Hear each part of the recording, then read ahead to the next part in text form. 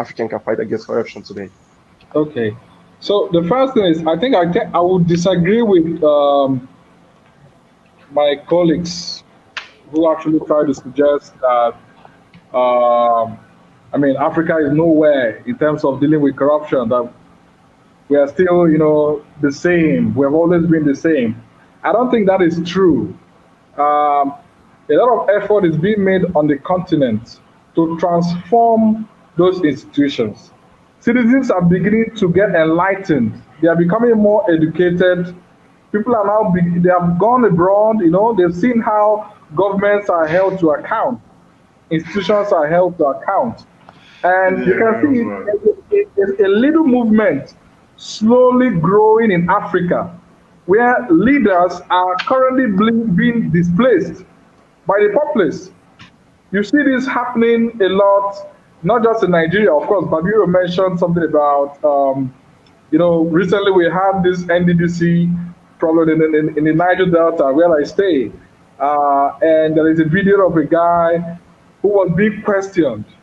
And I don't know whether he fainted during the questioning, and he was taken out of the questioning. And what we learned recently is that he wouldn't be appearing anymore. That's what we learned recently. And then you take just a list, the list of what he has spent $1 trillion on, and it's really so funny. It's really so funny that he spent over 40 billion on travels around the world. 40 billion naira. That is crazy. Okay, that is crazy.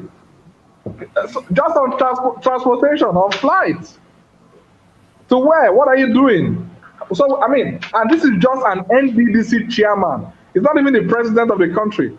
It's just an NDDC chairman. Okay? So, you can imagine, but I see a little bit of potential in the fact that people are beginning to call these people to question.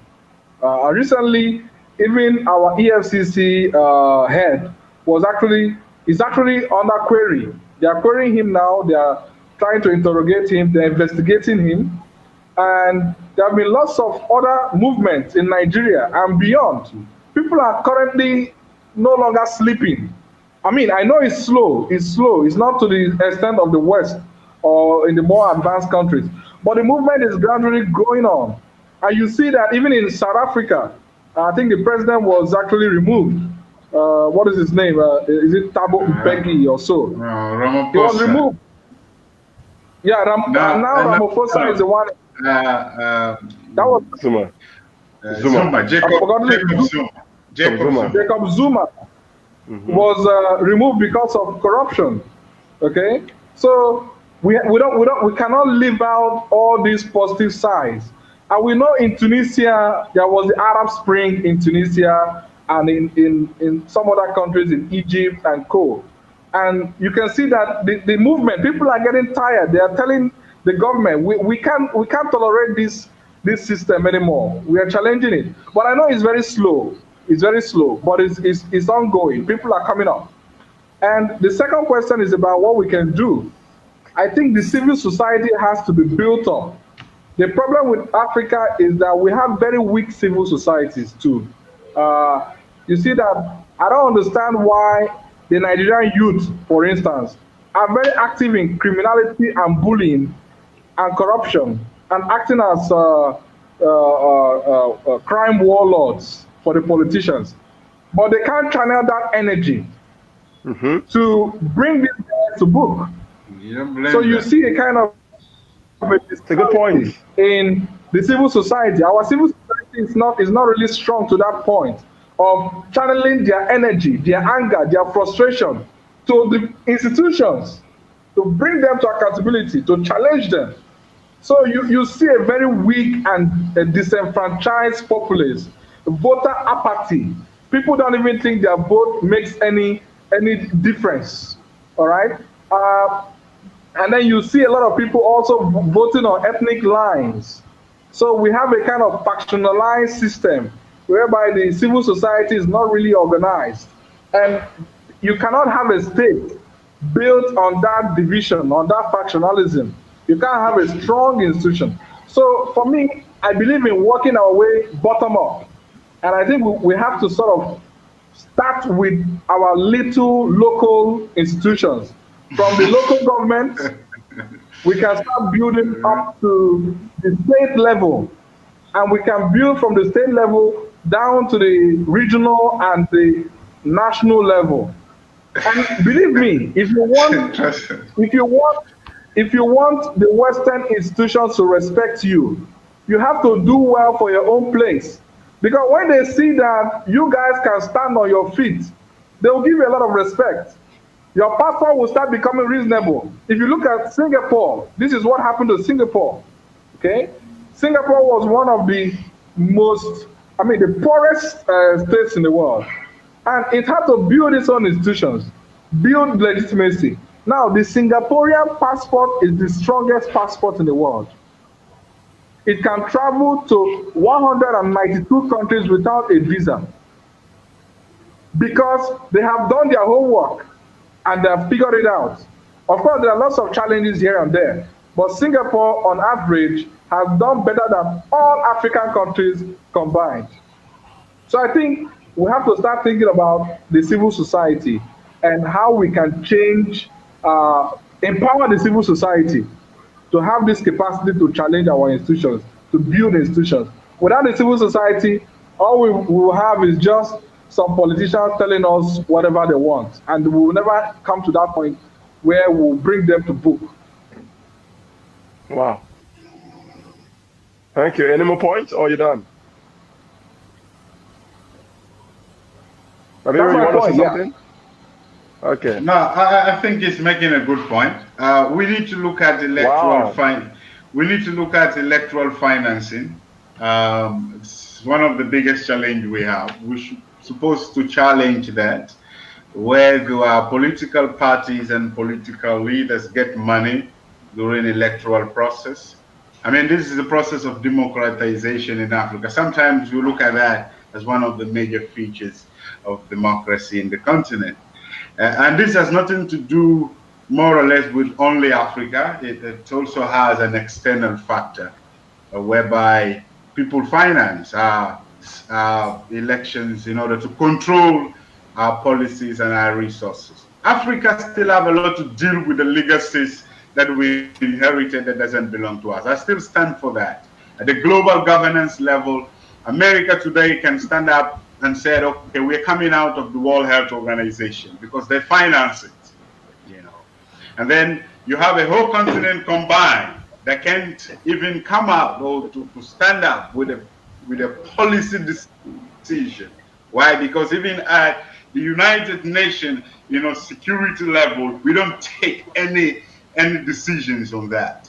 You know, we have a lot of organizations in the world. For example, the IMF. The IMF was one of the greatest financing and still one of the great financing organizations that pushes money to the continent and tells you how you're supposed to use it, forgetting that you are dealing with the people in a particular region and context, you know, and culture and values.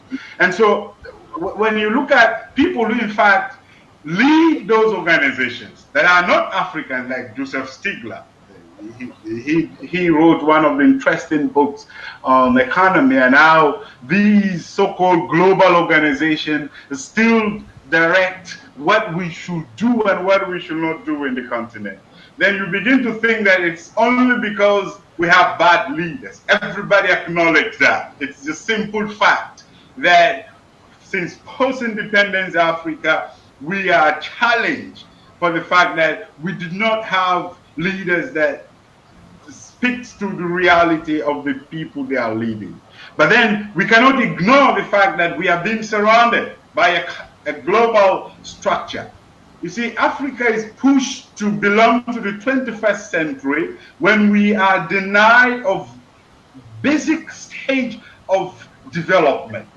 And this is sad when everyone seems not to understand that in education, in culture, everything that belongs to a society that makes it a great society. And then we give example, for example, of Singapore today, because we think Singapore, you know, in fact, was able to fight corruption because they did by beginning from the top bottom approach, by holding accountable their leaders. But then Singapore, from its geographical perspective, compared to Africa, it's a little bit difficult to say, okay, we cannot say, well, Singapore is doing well than Africa combined. The GDP of Africa combined, it's far greater than Singapore, a small country. Africa is being divided to an extent that we see it as a nation. That is what the West see today. We're living in a Western society. When somebody sees you, he doesn't know that you are coming from Nigeria or Ghana or Guinea-Bissau. He thinks you are African. And he thinks that you belong to Africa because Africa is a country. Why? Because there is a media that tells them Africa is a country. There is a media that tells them that the greatest rate of crime is in Africa, not in America. There is a media that tells them that there is no democracy in Africa. But in fact, there is much more greater danger when we talk about democracy in the United States than in Africa.